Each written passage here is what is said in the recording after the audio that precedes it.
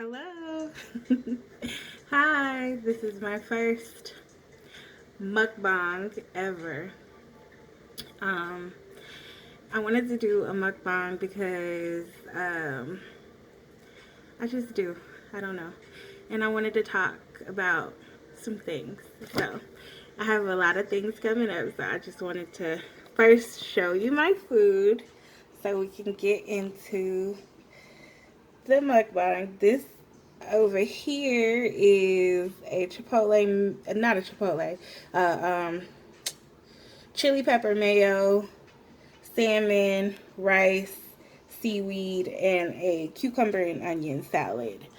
And I am about to eat it. And I have seaweed. Seaweed. So, let's get into it. Let's see how it tastes. I know it tastes good because I love seaweed.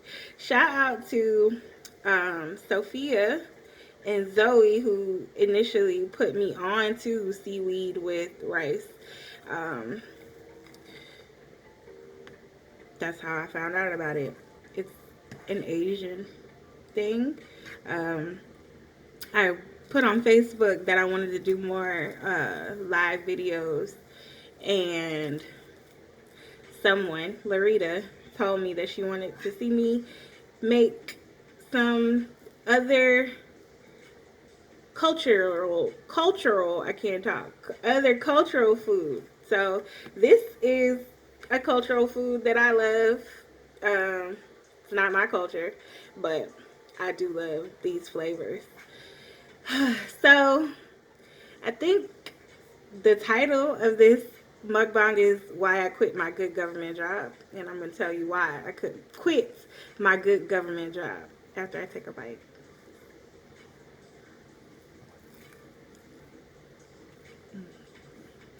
So good. So good. So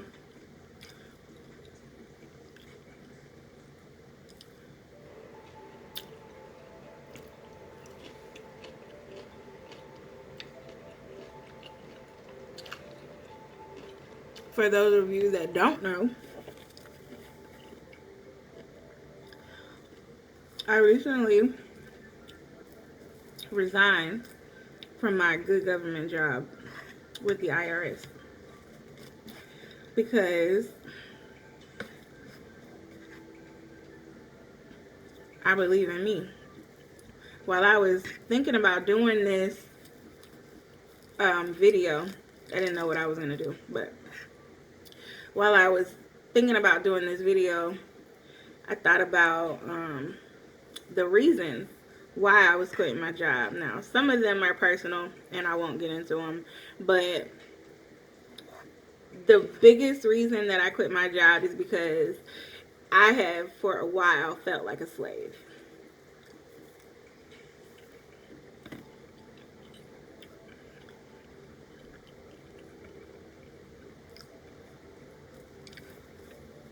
I felt like a slave.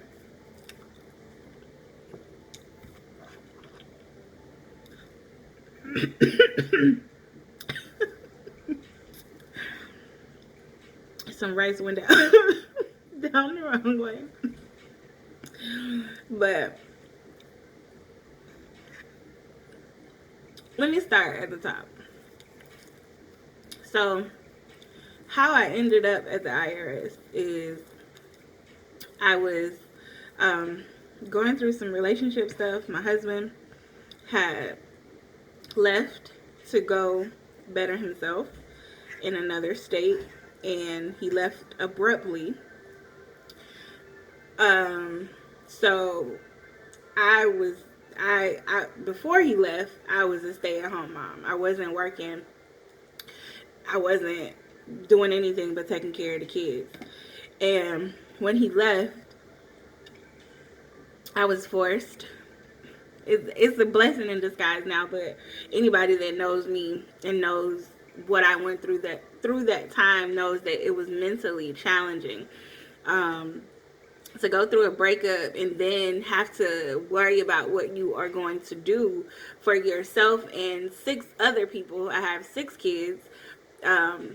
At the time, I'm not even good with math. I'm not even gonna tell you how old they were. They weren't as old as they are now. I do know that my littlest ones were, they had just turned 3, or they were about to turn 3. And then Simi, my next oldest, was 4 or 5. But I had to figure out what I was going to do. So I started working a couple of jobs. I worked at Burger King. I worked at Value Village. I worked cleaning Best Buys. One of my friends put me onto that. I did other little things, but I worked at a daycare. And I worked my ass off, like, to maintain the things that I had and to help take care of me and my children. With the help of my tribe, with the help of my people, the people that loved me, I was able to get through that. One of my friends told me, shout out to LaQuesta. Hey, LaQuesta. One of my friends told me that the IRS was hiring. Excuse me. And she was working at the IRS, and she told me to put in an application. I put in an application not really thinking that I... It's not Corona. It's rice. It's still in my throat. But... hold on. Let me get some water.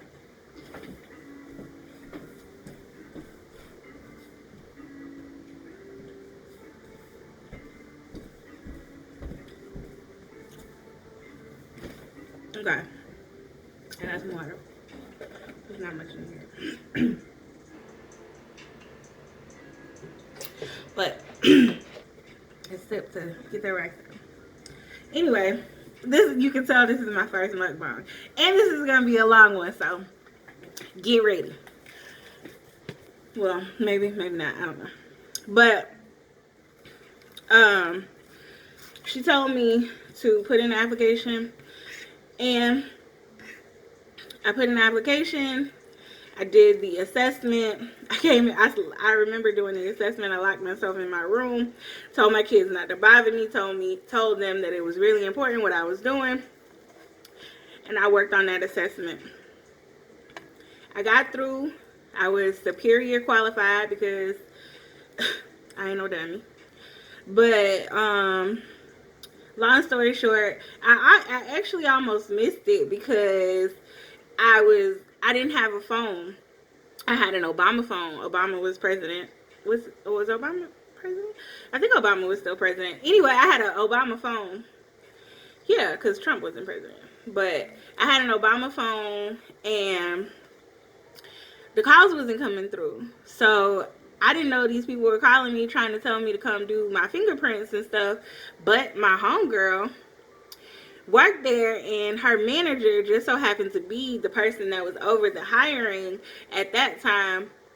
And I don't know, God, I don't know, but she got in contact with me and was like, my manager trying to get in contact with you for you to come do your stuff. And I was like, what? Okay, so I did all of my stuff, and I got an offer from the IRS. I was so happy. It was the most money that I ever made in my life. It was $15.99. That was the most money I had ever made. Like, for all that time, I was a stay-at-home mom, or I worked little retail jobs, but I had never had a job, like a job before, like a real job. This was my first for real job. Like, but I remember being so happy, like, that it was such a blessing, because I knew that with that I was gonna be able to take care of me and my kids. Like, my mom wasn't an entrepreneur. My mom was a worker bee. Like, my mom was a worker. My mom worked hard. She worked till a couple of years before she passed away. And now looking back, like today, I don't want that to be me. Like, I don't want to work until I die. Like, when am I supposed to live? When am I supposed to be happy? When am I supposed to be free? When am I supposed to do the stuff that I want to do? when I retire, like when I'm old, who knows how that's gonna happen. My mom thought she was gonna be healthy until she passed away. She wasn't.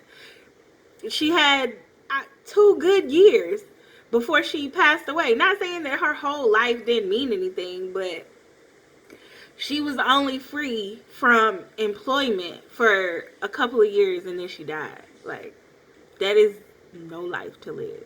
No life to live. But I got something on my face. Where was I? So I got the job at the IRS. $15.99 was top tier. Like, that was a lot of money to be making. It still is a good amount of money. It wasn't enough to take care of it was enough. I was, real talk, I was making it on $8.50, taking care of me and 6 kids on $8.50 an hour. So $15.99 was like, I'm gonna really be able to take care of me and my family, because that's a lot of money. My nose is running. I'm sorry. That's a lot of money to have, and I'm responsible with money. So I asked my husband to come back because the job was 3 to 11. I don't have a really big family. My uncle had been helping me take care of the kids while I was working, but he wasn't really reliable. And these are not his kids. So I never wanted to push my kids off on anybody. That's not the type of mother that I've ever been, to let anybody take care of my kids, because I am able-bodied and I am a great mother, and I'm very particular about the influences upon my kids. Like, I got it. That's how I've always been with my kids. But I asked my husband to come back and he agreed. I was like, you can come back to just take care of these kids. Like, I don't care, but I need to get this job. Like, I need to be able to work this job. And it was 3 to 11:30, and I was like, we can do this. Like, we got this. So he ended up coming back. Before that, I was working 2 jobs. So, like I said, I had worked at the daycare, so I didn't want to, they didn't have anybody, and I didn't want to just leave them high and dry. She asked me if I could work till the end of the year. My first day was November 30th of 2015. My boss at the daycare asked me if I could stay on till the first of the year so she could find somebody else. So I was working 2 jobs. 2 jobs, 1 me, 6 kids. A lot.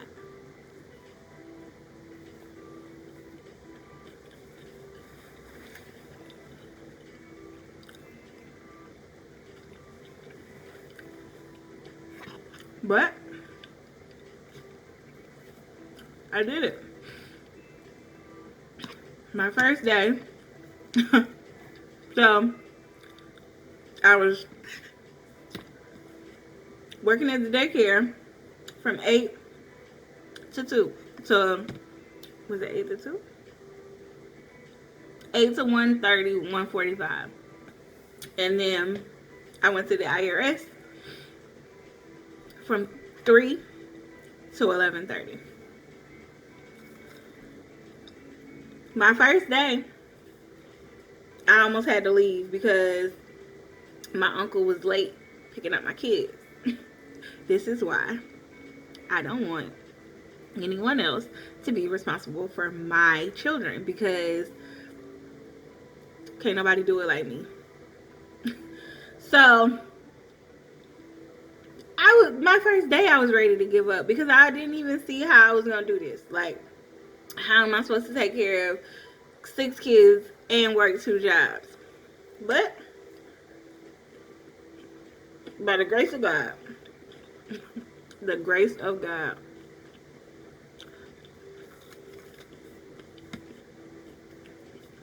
I got through it. You ever look back and be like, I don't know how I did that? That's my time the early days at the IRS. Like, I didn't know how I did it. So, I'm sorry, y'all. I'm long-winded. So, if you don't like a good story, you can click off. But if you like a good story and a good smacking, stay here.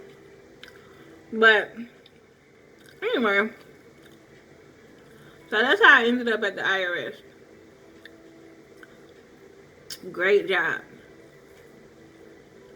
Good government job. Good benefits. Decent pay. Not too much work. Like, physical work. Not too much physical work. Now, I'm coming from retail. I love onions. I don't care if you don't. You ain't gotta eat them. You ain't gotta smell my breath. They're delicious. And good for you. Good for your immunity. Get you some onions. But I'm coming from retail, so sitting on my ass. That sounds like a blessing to me. Sitting on my ass, taking calls, being nosy. My job at the IRS, I was in accounts management, and I managed accounts. People call me to help them fix or see what's wrong with their return or whatever, their amended return, things like that. So this is right up my alley.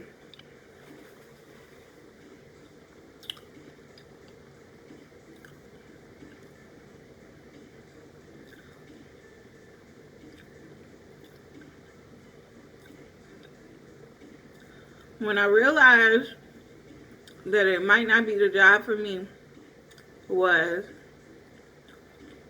I started to become an entrepreneur. I started to want to work for myself. I started with jewelry. I actually, when I started my, I don't know what to call it. It was a self-love journey. When I started to discover who I was, I started to see that this job wasn't aligned with what I believed in my heart. Like some of the practices of the IRS, I just don't agree with morally. A lot of stuff they do on purpose, and it's confusing on purpose because they want your money and they want you to pay. So it's like the IRS is the biggest collection agency in the world, basically. But I started to go on this journey, and then the shutdown happened. Like, it was I don't know if you remember. I don't remember what year. I'm not even finna pretend, but I don't remember what year. But it was a shutdown, and Trump was president, and I started selling plates because we weren't getting paid. So the only thing that I knew how to do was cook. I couldn't really get another job, so the only thing I knew to do was to cook. I was bunking, like, booming. Sis was getting to the bread, like, for real. So all that happened, and then the shutdown was over, and I stopped. Like, I kind of still sold food, but I really wasn't. So I should have never went back then. Like, I should have kept going when the shutdown happened, but I didn't. Long story short, I stayed, and I was miserable for a long time because now I'm really seeing, like, I'm coming into my entrepreneurship. I'm really seeing that I could possibly make more money outside of the IRS than I can inside of the IRS, because the IRS is like, it's a job. You could move up, but that takes time. And I really wasn't invested anymore. Like, for a long time I've just been going with the flow, like not even really learning anything, not retaining anything, just doing what I normally do, like just autopilot, like click, click, say the same thing over and over and over again. I felt like a robot. So I really started to see that it was damaging to my mental health. I would talk to my friends, my coworkers, and I found a friend, Amaya, who was a creative and frustrated in the job too. So we kind of trauma bonded over hating the job and wanting to get out. So and being slackers and shit. So that was my road dog though at work. So last year around this time, Amaya was going through some stuff and Amaya decided that she was gonna quit. Amaya is single and has no kids. I was inspired by Amaya, but I knew that I could not just, I figured that I wouldn't be able to just quit because I have kids and they need me. My family needs me to take care of them. So I wasn't going to be able to just quit. I had to devise a plan or something. So I called myself trying to plan it, like plan it. I call myself, I'm country, I'm sorry. I call myself trying to plan my escape, and that's what I started to call it, like planning my escape. So, I just started to think about the stuff that I want to do, and my food is something that I've always wanted to do. I've always had a passion about food. I feel like the world needs me because food in Atlanta is trash. If you live in Atlanta, you know that the food, like, people don't really care about the food that they serve you. They just want your money. There's very few places that care about the quality of your food. Even these big chain restaurants, they don't care about the quality of the food. They just want your dollar. I want to change that. I don't. It's not about the money to me. It's about feeding my community healthy food and teaching people how to eat better. I am not a dietitian. I am not a health food guru.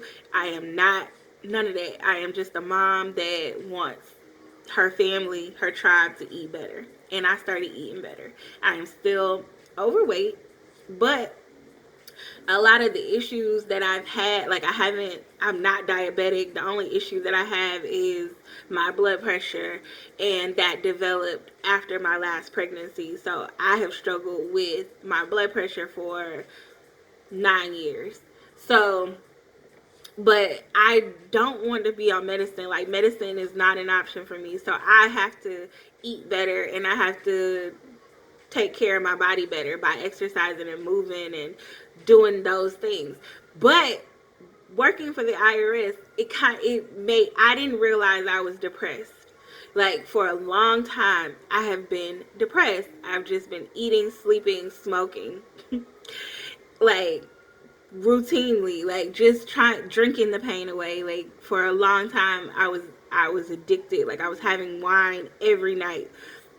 No judgment, but that's just not what my body needs. My body cannot handle alcohol, wine, sugar, none of that every single day. And when I stopped drinking, I started having these headaches, and I told my sister, and she was like, "You're going through withdrawal." Like, just that simple. You are going through withdrawal, because I was having these terrible headaches. So I haven't drank wine like that since then.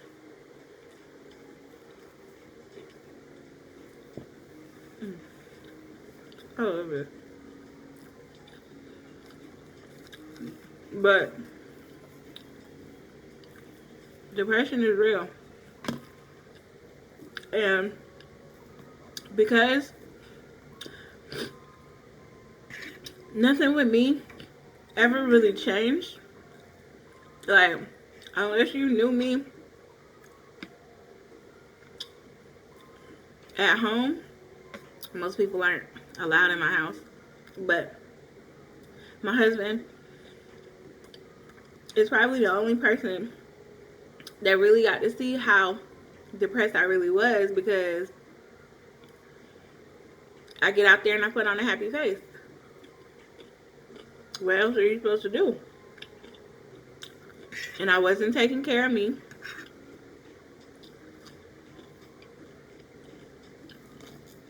And I wasn't happy. But for the life of me, I didn't think that it was a job. Like, I didn't think that it was a job making me sick until this year when I went on leave and I was able to have the peace of mind to be free from the job, still have a paycheck, but see what was going on with me, check in with me. I did get a therapist through this. Like, in the time that I worked at the IRS, I was seeing a therapist, and that did great. A lot of what we talked about is stuff that I was telling her that was going on with me, and she would help me sort it out. She really didn't. I didn't really have any big epiphanies except for when I told her that I was trying to, what all the things that I was trying to do and all the things that I wanted to do, and she was like, "Well, how do you eat an elephant?" I was like, "The fuck? What are you talking about?" And she was like, "How do you eat an elephant?" And I was like, "I don't know. Shit, I don't know." She's like, "One bite at a time. One bite at a time."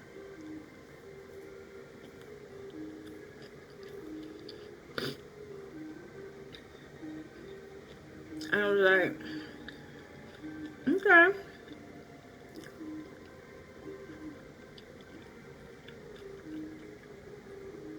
I got you. So I stopped working on everything and focused on one thing. I was still learning about all the things that I wanted to do after seeing a therapist, and she did really good for me. I learned that I was on the right path. A lot of my issue is believing in myself and believing that I can do it. Other people can see my potential, and sometimes I cannot, because I don't see myself as anything special. I don't see myself as any better than anybody. So it's like I don't my food. That's the only place where I'm like, my food is good as hell. Like, I stand behind my food. I stand on my food. But anything I'd like, even then, even with that, I was just like, who gonna eat my food?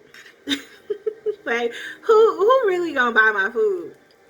But every time I sold food, people enjoy it. People want me to do more food. People enjoy my food, so I focus on food, and that's what I've been doing, and that is what I'm going to do now that I'm not employed by the Internal Revenue Service. I'm going to, honeybee eating is a thing. It's a movement.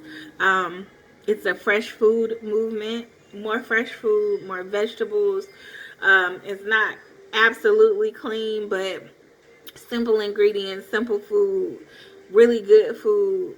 I offer meal prep, little ad. I offer meal prep and things like that. I have some other things in the works to help your life. Honeybee helping.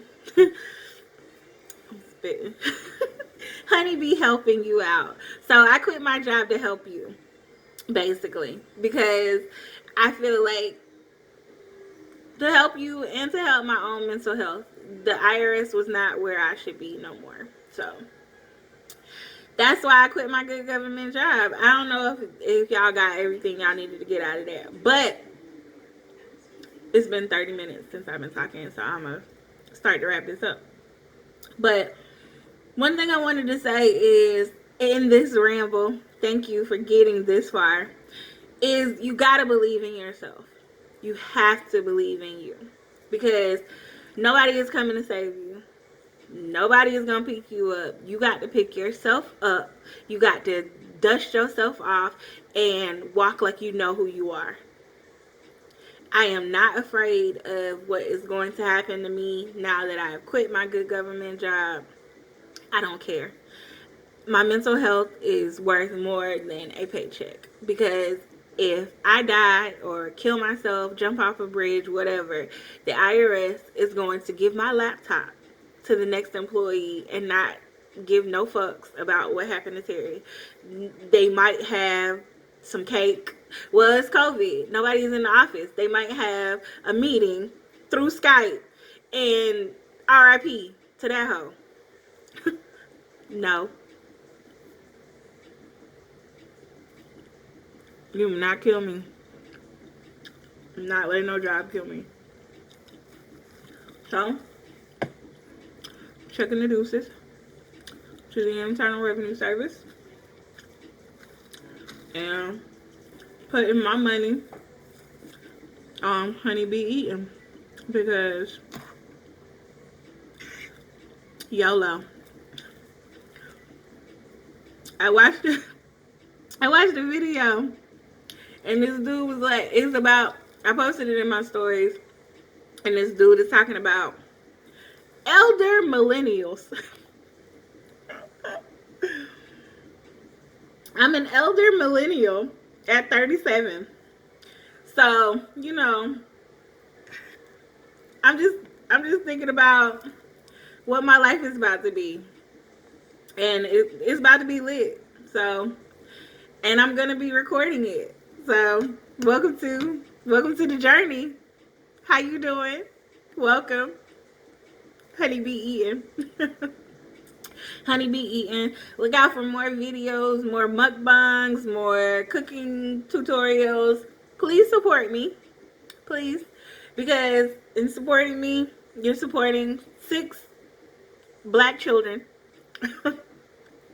And a business that is going to help in the community, that is helping in the community. And thank you for your support. Thank you for watching. Thank you for listening. Thank you for encouraging me. Thank you. I'm so thankful, and I hope that I could come back and encourage you some more. I feel one more thing before I go. One more little anecdote. So, I wasn't trying to give 2 weeks notice. I decided, my leave was over September 30th. I came back, and it was Columbus Day, and then I just decided that I didn't want to do it no more. I didn't want to fight for it. So I was trying to be done on the 18th. I'm looking at the calendar to remember. But I was trying to be done on the 18th, and my manager was like, give it to the weekend. Think it over before you actually give this resignation. And it said it's full. So I don't know if this is part 2 or what. But anyway, so I wasn't trying to give 2 weeks. I told her I was out, and she was like, give it the weekend. So I gave it the weekend, and she was like, you want to quit the right way. You want to give your proper 2-week notice, because you never know what can happen. And the way that I thought about it was, giving 2-week notice was like telling Harriet Tubman to stay good with Master and them, because that freedom shit, it might not work out for you. And I'm here to say that I am the Harriet Tubman of the Great Resignation, and I am here to help you, to talk to you, to listen to you. If you want to talk about the leaving your job, you want to talk about mental health, I'm here for you, because fuck that job. Okay? And don't let nobody talk fear into your plan. You got it. You know what you're doing. You are great. You're going to be awesome. And you can do it. That's what I tell myself. I can do it. And I'm going to do it. And I am doing it. So, this has been a long-winded video. I didn't really eat much, but I did eat a lot of my food, and I'm going to finish off camera when I'm watching this. But thank you so much for listening. Bye-bye.